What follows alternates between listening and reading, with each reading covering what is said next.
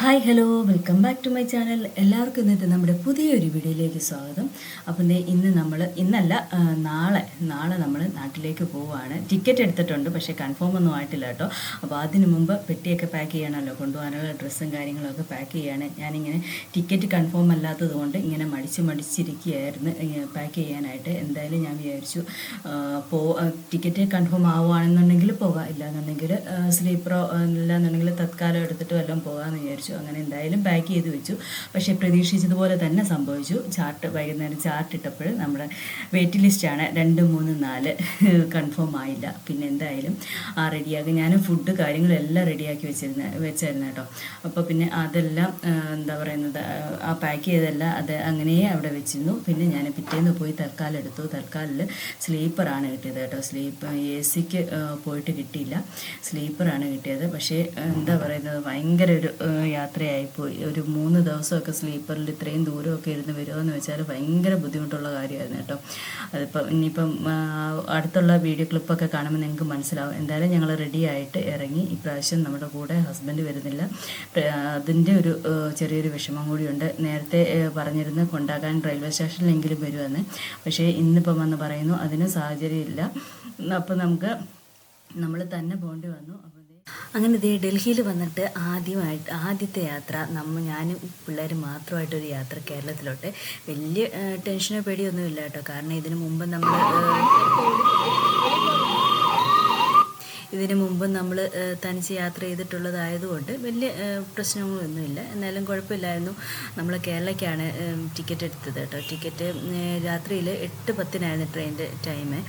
അങ്ങനെ പിന്നെ നമുക്ക് അറിയാവുന്ന ഒരു വണ്ടിയായിരുന്നു നമ്മൾ ബുക്ക് ചെയ്തത്. അതുകൊണ്ടൊക്കെ വലിയ പ്രശ്നങ്ങളൊന്നുമില്ലാതെ പോയി.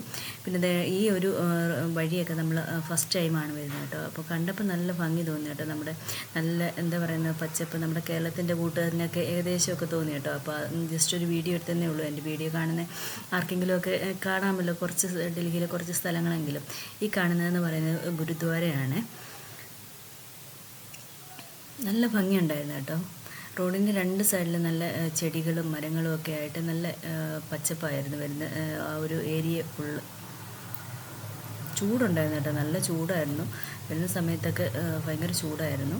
അങ്ങനെ എന്തായാലും നമ്മൾ ഏകദേശം ഡൽഹി റെയിൽവേ സ്റ്റേഷൻ ആവാറായി കേട്ടോ.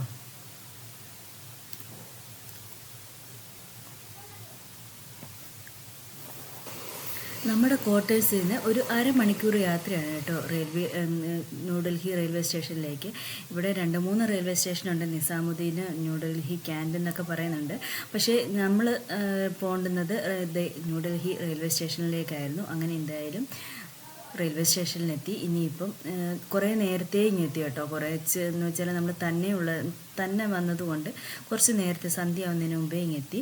അപ്പം അവിടെ വന്ന് കുറച്ച് നേരം നിന്നാലും പ്രശ്നമില്ലല്ലോ. അങ്ങനെ എന്തായാലും കറക്റ്റ് ടൈമിൽ തന്നെ ട്രെയിൻ എത്തി. എന്തായാലും ട്രെയിനിൽ സീറ്റിലൊക്കെ കയറി. നമ്മുടെ കൂടെ 2 തമിഴ് സ്ത്രീകളായിരുന്നു. ഇതിപ്പോൾ ട്രെയിനിൽ കയറി 2ാമത്തെ ദിവസമാണ്. അക്കുണ്ടിയൊക്കെ പരുവം കണ്ടോ. കാറ്റടിച്ച് ഉപ്പാട് വന്നു, അതുപോലെ തന്നെ ചൂടും കേട്ടോ. പക്ഷേ എന്താ പറയുന്നത്, ഭയങ്കര മണ്ടത്തരമായിപ്പോയി സ്ലീപ്പറിൽ ടിക്കറ്റ് എടുത്തത്. ഇത്രയും ഒരു ദൂരമൊക്കെ സ്ലീപ്പറിൽ ഈ ഒരു ചൂട് സമയത്ത് സ്ലീപ്പറിൽ ടിക്കറ്റൊക്കെ എടുത്ത് വരിക എന്നുള്ളത് ഭയങ്കര ബുദ്ധിമുട്ടായിപ്പോയി. ഒന്നാമത്തെ പ്രശ്നം എന്ന് വെച്ചാൽ ബാത്റൂമിൻ്റെ കാര്യത്തിലാണ്. ഒരു രക്ഷയില്ല കേട്ടോ. ഭയങ്കര കയറിയ സമയം പോലെ ബാത്റൂമിൽ പോകാൻ പറ്റാത്ത ഒരു അവസ്ഥയായിരുന്നു കേട്ടോ. നമ്മളിരിക്കുന്ന ആ ഒരു സീറ്റിൽ വരെ ആ ഒരു സ്മെല്ലടിച്ച് കയറുമായിരുന്നു. എന്താ പറയുക, ഇനി എൻ്റെ ജീവിതത്തിൽ ഞാൻ ഇതേപോലെ സ്ലീപ്പറിൽ ടിക്കറ്റ് എടുക്കത്തില്ല കേട്ടോ. ഇത്രയും ദൂരം നമ്മൾ കുറച്ച് ദൂരമൊക്കെ ആണെങ്കിൽ പിന്നെയും പ്രശ്നമില്ല. ഇതിപ്പം 2 രാവും 2 പകലും ഉണ്ട് കേട്ടോ. അപ്പോൾ ഇത്രയും ഒരു ദിവസമൊക്കെ സ്ലീപ്പറിലെടുത്ത് വരുമെന്ന് വെച്ചാൽ ഭയങ്കര ഒരു ഇതായിരുന്നു കേട്ടോ. അങ്ങനെ എന്തായാലും നമ്മൾ എന്താ പറയുന്നത് കേരളത്തിലെത്തിയിട്ടുണ്ട്. 2-3 ദിവസത്തെ യാത്രയ്ക്ക് ശേഷം കേരളത്തിൽ വന്നായിരുന്നു.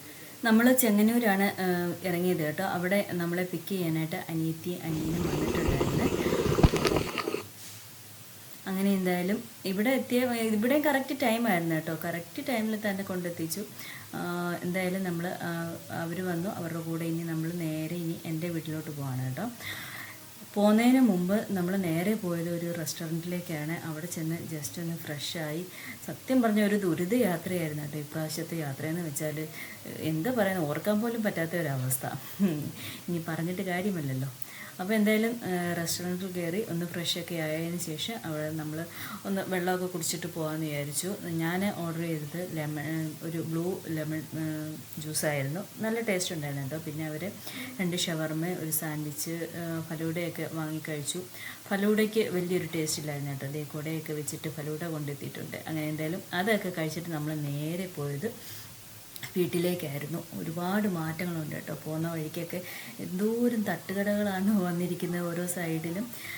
അങ്ങനെ എന്തായാലും വീട്ടിലെത്തി. വീട്ടിൽ ചെന്ന് കയറുന്ന ആ ഒരു സമയത്ത് വീഡിയോസ് ഒന്നും എടുക്കാൻ പറ്റില്ല, എൻ്റെ ഫോൺ സ്വിച്ച് ഓഫ് ആയിപ്പോയി. എന്തായാലും അവിടെ ചെന്ന് നല്ലൊരു കുളിയൊക്കെ പാസ്സാക്കിയപ്പോഴത്തേനാണ് കേട്ടോ, നല്ല തണുത്ത വെള്ളത്തിൽ ഒന്ന് കുളിച്ച് ഒക്കെ വന്നപ്പോഴത്തേനാണ് തലയ്ക്കൊരു ശരിക്കും പറഞ്ഞ ഒരു വെളിവ് കിട്ടിയെന്ന് വേണമെങ്കിൽ പറയാം.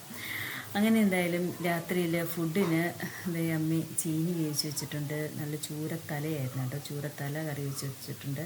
പിന്നെ മാങ്ങ, ഞാൻ വിളിക്കുമ്പോഴെല്ലാം പറയുന്നുണ്ട് നിങ്ങൾക്ക് വേണ്ടിയിട്ട് ഇവിടെ മാങ്ങ വെച്ചിട്ടുണ്ട്, പഴുത്ത മാങ്ങ, ചക്കപ്പഴമൊക്കെ വെച്ചിട്ടുണ്ട് എന്ന്. ഇനിയിപ്പോൾ അതൊക്കെ ഓരോ ദിവസമായിട്ട് വരും വീഡിയോകളിലൊക്കെ കാണാം. അങ്ങനെ ദേ മാങ്ങ അച്ചാറുണ്ടായിരുന്നു, മീൻകറി ഉണ്ടായിരുന്നു, പിന്നെ മോരുണ്ടായിരുന്നു, അതൊക്കെ ഉണ്ടായിരുന്നു കേട്ടോ വന്നപ്പോഴത്തേക്ക്. പിന്നെ മീൻ വറുത്തതും ഉണ്ടായിരുന്നു. മാങ്ങ മറ്റേ നമ്മുടെ വെള്ളയ്ക്ക് കാന്താരിയൊക്കെ ഇട്ട് വെക്കുമല്ലോ, അങ്ങനെ മാങ്ങ ആ ഒരു ഉപ്പിലിട്ടതും ഉണ്ടായിരുന്നു. എന്തായാലും ഇതൊക്കെ കൂട്ടി ഒരു എന്താ പറയുന്നത് നല്ലതുപോലെ കഴിച്ചു കേട്ടോ. സത്യം എന്ന് പറഞ്ഞാൽ നമ്മൾ ട്രെയിനിലൊന്നും ഒന്നും കഴിച്ചിട്ടില്ല. മൊത്തം വെള്ളം കൂടിയായിരുന്നു കേട്ടോ. അത്രയ്ക്ക് ചൂടായിരുന്നു. ചൂട് കാറ്റ് ഇങ്ങനെ അടിച്ച് കയറുന്നുണ്ട്.